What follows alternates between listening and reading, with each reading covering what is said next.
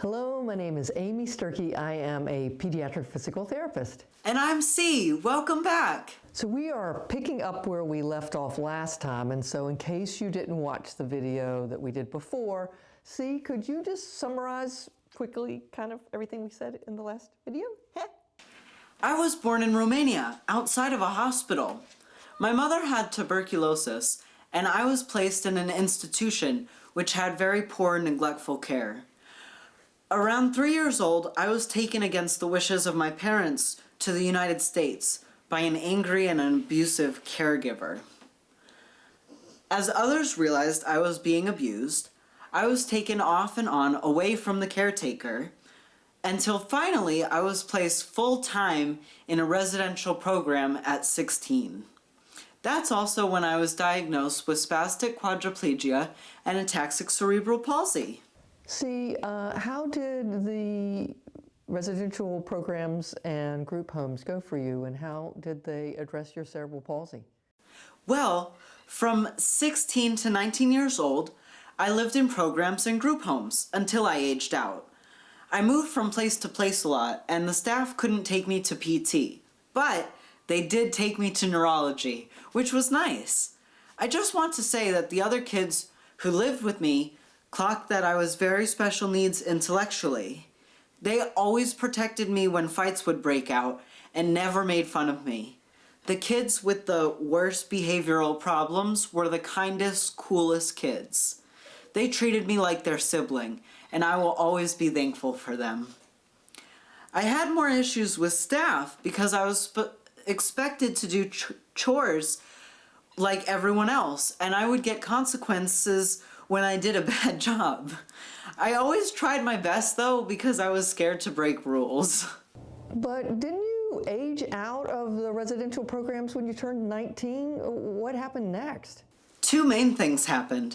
I became street homeless in Boston. Winters were very dangerous. Some of my very good friends froze to death. From 19 years old until 28 years old, I was street homeless. I will also note that kids raised in the system are often homeless after aging out. Hold on, wait. You were homeless? What does that mean? What did that mean for you? Where did you eat? Where did you sleep? Homelessness can look different for everyone, but for me, I couldn't couch surf because I didn't know others who had housing. I was street homeless because I slept on the sidewalks. I also slept on the subway. Sleeping was hard because police would frequently ask me to move along. That was the most terrifying part of homelessness. I was so afraid that the police would shoot me before I could prove I wasn't a threat to them. I am 5'2", and I got down to 61 pounds while I was homeless. Food was difficult. I got food in two places. One was a drop-in center for young homeless people. It's called Youth on Fire, and they saved my life. The other was a mobile van that would service various needs of homeless folk, including food. Weekends were the worst because places weren't open, so I just went without eating. I never felt like asking for spare change. I just personally was too shy to do that. Because I looked so skinny, other Bostonians would walk by and ask me if they could buy me food too. People were mostly kind to me. My homelessness experience was extremely dire due to my intellectual disability too. I wasn't able to access all the help there was for homeless folk. Especially with my disability, I would have had priority in housing, but I had no idea. I did make meaningful connections with other folks who experienced street homelessness too, and I love them dearly. Gosh, that's Boston. So how did you keep warm on the street? Sure, I can speak to that. I have various strategies to keep warm. One was I tried to acclimate myself to the cold. So I would sleep in 28 degrees in my tank top and jeans so I could save my hoodies when the temperature got even colder. It wasn't comfortable or safe though.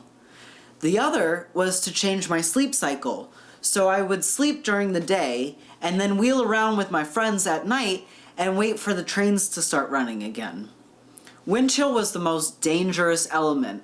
I did not manage to avoid frostbite, though I survived. Are you willing to speak about what kind of treatment you received while you were living on the street? My treatment on the street varied, of course. However, I think I received better treatment than my peers for a few reasons. I looked dangerously underweight. It was also evident at that time that I am female. And I was never on substances. So, I feel because of my wheelchair and these factors, housed people were generally kind and generous to me. And did anything good happen or good come out of being homeless? As far as good things, there were a lot of great things that happened while I was homeless. I made lifelong connections with fellow young homeless folk. I had freedom of movement, and non-winter months were incredibly enjoyable. I met my best friend, Ginger Ninja, who's now passed away. We were the best of friends and kept each other safe. I love him very much. The second thing that was life-changing at 19 years old was that I got connected to a very good rehab hospital. They gave me my first physical therapy I ever had in my whole life.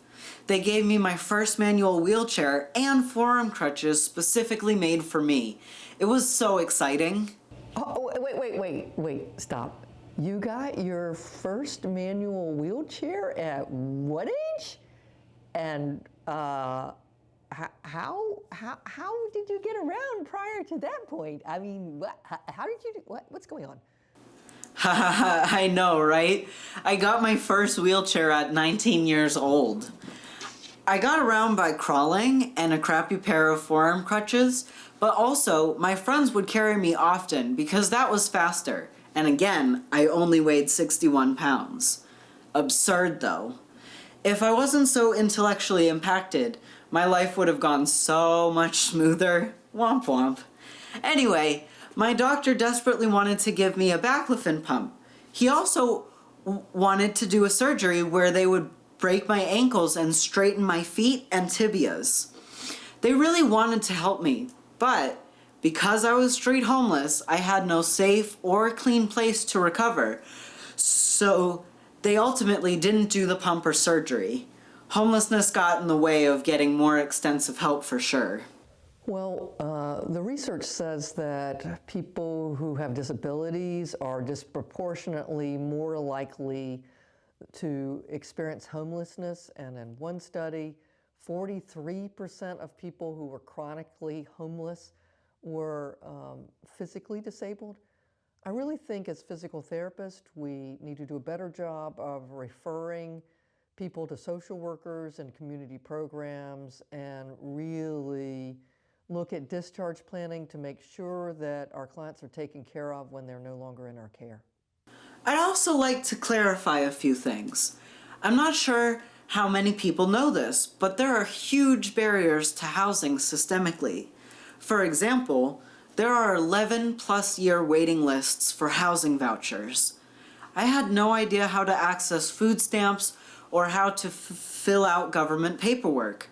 To me, looking back, it's so obvious I landed in that situation for so long. My intellectual disability and lack of a parent is what caused my homelessness to persist. Children aging out of the system barely have a shot. There was no preparation before aging out.